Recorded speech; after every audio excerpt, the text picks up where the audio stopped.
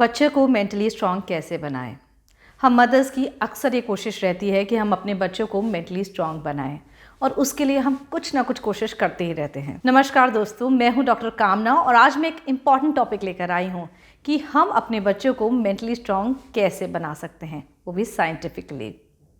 आज के इस फास्ट पेस्ड वर्ल्ड में बच्चों के ऊपर बहुत सारे प्रेशर्स रहते हैं। एकेडमिक प्रेशर, एक्सपेक्टेशंस का प्रेशर, इवन सोशल प्रेशर। ऐसे में बच्चों का मेंटली स्ट्रॉन्ग रहना बहुत ज़रूरी है।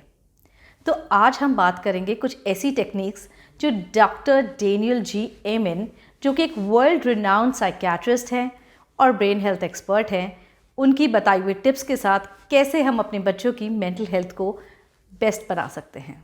स्टेप 1, बच्चों की फाउंडेशन को स्ट्रॉन्ग बनाएं। बच्चों की फाउंडेशन को स्ट्रॉन्ग बनाने के लिए बहुत इम्पॉर्टेंट है कि हम उनके न्यूट्रिशन का ध्यान रखें।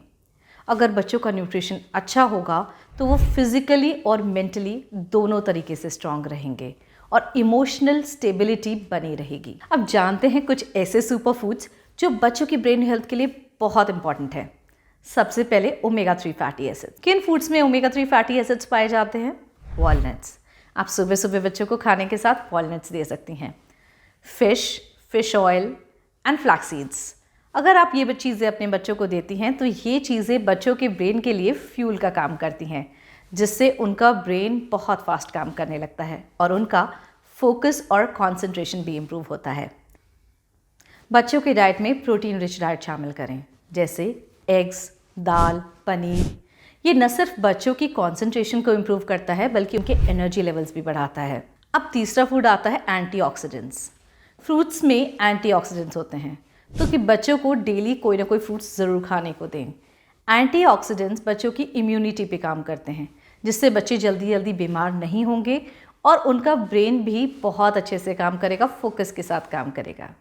अब एक इम्पॉर्टेंट चीज़, बच्चों की डाइट से जंक फूड को कम से कम करने की कोशिश करें। जंक फूड्स बच्चों में हाइपर एक्टिविटी का बहुत बड़ा रीज़न है और ये बच्चों में मूड स्विंग्स को इतना ज़्यादा बढ़ा देता है कि बच्चे नहीं समझ पाते कि वो क्या करना चाहते हैं। तो बच्चों की डाइट से जंक फूड और प्रोसेस्ड फूड को बिल्कुल कट करने की कोशिश करें। बच्चों में पॉजिटिव थिंकिंग को इम्प्रूव करना बहुत ज़रूरी है। अब हम ये सोचेंगे कि हम पॉजिटिव थिंकिंग कैसे बढ़ा सकते हैं। देखिए, पॉजिटिव थिंकिंग उनकी लाइफ को डायरेक्शन देती है, चाहे इनके एग्ज़ाम्स हो या लाइफ की प्रॉब्लम्स। अगर उन्हें पॉजिटिव थिंकिंग को हैंडल करना आएगा तो वो लाइफ की किसी भी सिचुएशन को हैंडल कर सकते हैं। तो उसको हटाने का बेस्ट तरीका है कि नेगेटिव थॉट्स को हैंडल करना आए। तो इसके लिए है डॉक्टर एमेन की एंड्स टेक्निक, यानी ऑटोमेटिक नेगेटिव थॉट्स। इस टेक्निक में हम नेगेटिव थॉट्स को हटाकर उनकी जगह पॉजिटिव थॉट्स को रिप्लेस कराते हैं, जिससे बच्चे अब धीरे धीरे अपनी लाइफ में समझने लगते हैं कि कौन से थॉट्स उन्हें अपलिफ्ट कर रहे हैं और कौन से थॉट्स डाउनग्रेड। तो बच्चे को एंड्स टेक्निक को प्रैक्टिस कराएं, जिससे कि वो अपने नेगेटिव थॉट्स को हैंडल करना सीखें और अपनी लाइफ में ज़्यादा से ज़्यादा पॉजिटिव थिंकिंग को अपनाएं। ग्रैटिट्यूड और सेल्फ अफर्मेशन। बच्चों में अगर बचपन से ही ग्रैटिट्यूड की भावना डेवलप की जाए, वो हर चीज़ के लिए थैंकफुल हों, उन्हें एफर्मेशंस करना आए कि हम जो भी चीज़ चाहते हैं हम नेचर से, यूनिवर्स से प्राप्त कर सकते हैं अगर हम पॉजिटिव एफर्मेशंस करें, हम थैंकफुल हों जो हमें मिल रहा है, तो हर चीज़ ग्रैटिट्यूड के साथ उनकी लाइफ में उसी तरह अबंडेंटली आने लगेगी। तो बच्चों को बचपन से सिखाएं कि वो अपनी लाइफ में ग्रैटिट्यूड को ज़्यादा से ज़्यादा शामिल करें। लाइफ में फिर भी स्ट्रेस जैसी चीज़ें अक्सर हमारी और बच्चों की लाइफ में आ ही जाती हैं। कभी एग्ज़ाम्स का स्ट्रेस, कभी कोई प्रॉब्लम्स बच्चे फेस करते हैं, कभी टीनेज इश्यूज़, कभी हार्मोनल इश्यूज़। तो ऐसे में अगर हम बच्चों को मेडिटेशन या माइंडफुलनेस जैसी चीज़ें सिखाते हैं तो बच्चे अपने अंदर उन प्रॉब्लम्स का सल्यूशन ढूंढकर अपने आप को बेटर रेजिलियंस फील कर पाते हैं, अपने लिए बेटर सल्यूशंस ढूंढ पाते हैं, अपनी प्रॉब्लम्स को अंडरस्टैंड और एक्सेप्ट कर पाते हैं। बच्चे इतने सारे इमोशंस के साथ गुजरते हैं कि बहुत इम्पॉर्टेंट है कि हम पेरेंट्स उनकी फीलिंग्स को वैलिडेट करें। हम अंडरस्टैंड करें कि उन किस तरीके से, किस सिचुएशंस में वो किन चीज़ों से गुजर रहे हैं। जब हम उनकी फीलिंग्स को वैलिडेट करते हैं तो वो समझ पाते हैं कि हमारे साथ इस सिचुएशन में कोई है, somebody is standing with us, and that is the time that they show confidence in you and they come out with the problems they are facing. Instead of going to strangers and their other friends, they consider their parents as their friends and come and show their confidence in you. Validate their feelings. They can be negative feelings also. There can be something they're going that they are not able to understand. Ask them to write journals. Ask them to sit in meditation and find out what emotion they are going through and accept that emotion. Help them come out of that so they understand their emotional stability. तो अब हम बात करेंगे अच्छी नींद के बारे में, लेकिन उससे पहले अगर आपने अभी तक हमारे चैनल को लाइक, शेयर और सब्सक्राइब नहीं किया है तो इमीडिएटली हमारे चैनल को सब्सक्राइब करें और अपने उन दोस्तों के साथ हमारे चैनल की इन वीडियोस को शेयर करें जिन्हें आपको लगता है कि इनसे फ़ायदा होने वाला है। बने रहिए वीडियो के एंड तक क्योंकि बहुत सारी टिप्स एंड ट्रिक्स आने वाली हैं आपके सामने। तो अब बात करते हैं नींद के बारे में। कहते हैं स्टूडेंट लाइफ में हमें ज़्यादा टाइम डिवोट करना चाहिए, ज़्यादा से ज़्यादा टाइम अपनी पढ़ाई को देना चाहिए, लेकिन स्लीप जो कि हमारी लाइफ का इतना इंटीग्रल पार्ट है, जब हम सोते हैं तो हमारा ब्रेन रिजुविनेट करता है, हमारी ब्रेन की सेल्स सेल्फ डेवलप होती हैं और हमारे ब्रेन को रिलैक्स करने के बाद ज़्यादा फोकस बढ़ता है। जैसे बच्चे एग्ज़ाम्स में लगातार बहुत घंटों की पढ़ाई करते हैं और नींद को कम कर देते हैं, इससे उनका फोकस और कंसंट्रेशन कमज़ोर पड़ सकता है। तो मेक श्योर करें कि आपके बच्चे चाहे एग्ज़ाम्स भी हों 8 से 9 घंटे की नींद ज़रूर लें, क्योंकि अच्छी नींद बच्चों के न सिर्फ मेंटल स्टेबिलिटी के लिए इम्पॉर्टेंट है, उनके फोकस, उनकी इमोशनल स्ट्रेंथ और उन्हें कंसंट्रेट करके जो आउटपुट वो ज़्यादा आवर्स में पढ़ के निकाल रहे हैं उससे जल्दी कम आवर्स की स्टडीज़ में वो आउटपुट वो निकाल पाएंगे। तो बच्चों को हमेशा एजुकेट करें कि उन्हें अपनी स्लीप पैटर्न्स को कैसे ध्यान में रखना है। उनका सोने का एक फिक्स टाइम होना चाहिए, like we say early to bed early to rise. So get up early in the morning and do your revisions. Sleep on same time every day. Sleep on clean bed every day. Sleep before sleeping, just avoid your screen times. Screen time को जितना हो सके कम करें, at least सोने से कई घंटा पहले तक। और अपनी स्लीप के समय आसपास कुछ ऐसी फ्रेगरेंसेस का यूज़ करें जो आपकी स्लीप को और डीप स्लीप और रिलैक्सिंग स्लीप बना सके। तो अब बात करते हैं फिज़िकल फिटनेस की, फ़िज़िकल मूवमेंट की।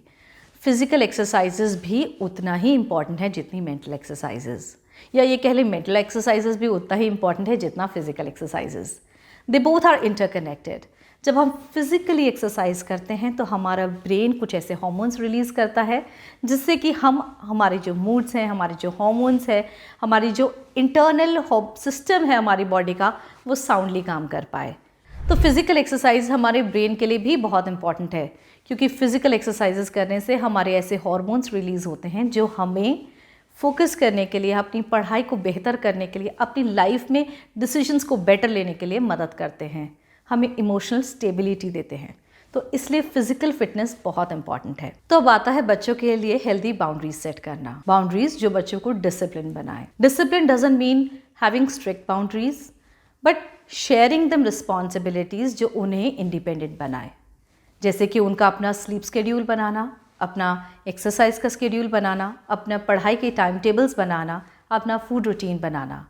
जब बच्चे डिसिप्लिन के साथ इन चीज़ों को कंसिस्टेंटली करते हैं तो इसके साथ हम अपने बच्चों के ब्रेन को ट्रेन कर रहे हैं फॉर फ्यूचर, ताकि वो स्टेप बाय स्टेप सेम चीज़ों को कंसिस्टेंटली लगातार अपने लाइफ में फ्यूचर एंडेवर्स में भी कंटिन्यू करें, चाहे वो उनके प्रोफेशनल एंडेवर्स हैं या उनके पैशन एंडेवर्स। अब बात करते हैं बच्चों की डिसीजन मेकिंग एबिलिटीज़ के बारे में।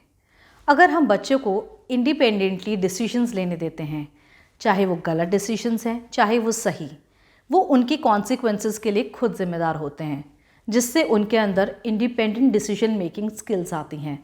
जब वो बड़े होते हैं तो छोटे छोटे डिसीजंस, यही डिसीजंस बड़े होकर उन्हें बहुत बड़े बड़े डिसीजंस लेने में भी मदद करते हैं। तो बच्चों की डिसीजन मेकिंग स्किल्स को इम्प्रूव करने के लिए उन्हें ऑप्शंस दें, डिसीजंस लेने दें, ताकि उनकी प्रॉब्लम सॉल्विंग स्किल्स और डिसीजन मेकिंग स्किल्स बढ़ें। और अब आता है गोल सेटिंग करना। बच्चों को सिखाएं कि कैसे वो शॉर्ट टर्म गोल सेट कर सकते हैं और कैसे long term. Short term goals जैसे उन्हें अपने एग्ज़ाम्स में किस तरह प्रिपेयर करना है, और लॉन्ग टर्म जैसे कि वो अपने फ्यूचर में क्या बनना चाहते हैं और उसके लिए उन्होंने क्या गोल्स प्लान किए हैं और उनके स्मॉल स्टेप बाय स्टेप क्या उन्हें एक्शंस लेने हैं ताकि वो अपने गोल्स तक रीच कर पाएँ। लव एंड लॉजिक टेक्निक के साथ बच्चों को उनकी इमोशनल स्टेबिलिटी को बढ़ाते हुए, उनकी इंटेलिजेंस को बढ़ाते हुए, उनके लिए एक सपोर्टिव पेरेंट बनते हुए हमें बच्चों को ओवरऑल होलिस्टिकली ग्रूम करना है, ताकि जब वो फ्यूचर में अपने डिसीजंस लें, अपनी लाइफ में जिएं, तो हर चीज़ कॉन्फिडेंस के साथ कर सकें, स्टेबिलिटी के साथ कर सकें, रेजिलियंस के साथ कर सकें और पूरे कॉन्फिडेंस के साथ कर सकें। तो बच्चों को फैमिली सपोर्ट प्रोवाइड करें, उनके साथ टाइम स्पेंड करें, बॉन्डिंग करें, ताकि they always know that they have their family to fall back upon. तो फाइनली हमने जानी आज वो स्किल्स जो बच्चों की मेंटल स्ट्रेंथ को बूस्ट करने के लिए बच्चों को न सिर्फ शॉर्ट टर्म बल्कि लॉन्ग टर्म लाइफ टाइम उन्हें हेल्प करेंगी, चाहे वो न्यूट्रिशन हो, चाहे वो उनकी स्ट्रेस रिलीव करने के पैटर्न्स हों, चाहे वो उनकी स्टडीज़ के लिए इम्प्रूव करने के टेक्निक्स हों, चाहे वो फैमिली से बॉन्ड करना हो, अपने आप को संभालना हो और अपने पीयर ग्रुप में एक दूसरे का सपोर्ट बनना हो। तो होप आपने को इस वीडियो से बहुत कुछ सीखने को मिला होगा। अगर आपको ये वीडियो अच्छी लगी है तो अपने फैमिली और फ्रेंड्स के साथ शेयर करें, लाइक, शेयर और सब्सक्राइब करें और कमेंट करके बताएं कि आपको ये वीडियो कैसी लगी। Thank you.